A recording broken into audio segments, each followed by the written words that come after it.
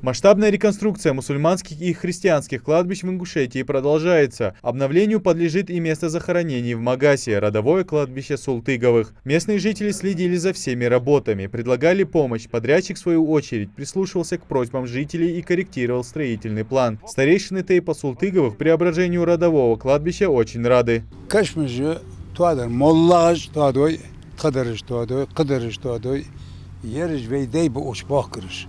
Çıkışmış bakırız ve deybe ve nahbakış dik nahbu ve dik amil barış uzbak molla kaşmış hatta dözlüğü hamdi değerli rez oldu hamdi çın ve rezdi değerli çvey ustaz rez khulpsan değerli ne zulupsan dik bob hep alama değerli çvey ustaz rez khul paça mikala gutsriyo Alhamdulillah, yemu bozbo, bol haber bozbo, sagar değerli ölçümü ant, so haber bozbo, hamı z sadakatul cariyeti de ant, sfaya de ölçü, masxanıt saga mel habarıcı, işte bozdo sardıs, bol haberi, yani masnan maharir habeytarı ya da gihariş natlat sarı, gutsri mikalı, sar haberi, bak bol kandu ados kıymetli naşvaştı, vakti yol xubjolş.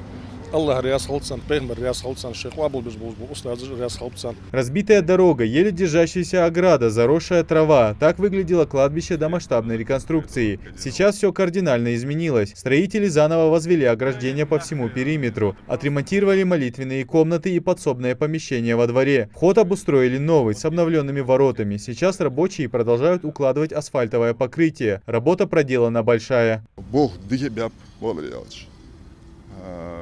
Yerig bey utaypın bakka boçar хватыш проект сметной документации что hayенели представители фонда Совмар собака чарк хватыш шудиш диках шумнени мышти диках мышт хватыш царь яхжил мнение учесть деш согласовывать деш корректировать деш проект скорректировка представитель сами согласовывать деш В общей сложности до конца года планируется отремонтировать 40 кладбищ, из них 33 мусульманские и 7 христианских. Оставшиеся будут обновлены в последующие годы. Грандиозные перемены стали возможны благодаря договоренности главы Ингушетии Махмуда Али Калиматова с благотворительным фондом Сафмар Микаила Гуцериева. Это очень значимое дело. Дело в том, что мы планировали скинуться всей фамилией и его благоустроить, но так никто бы не благоустроил.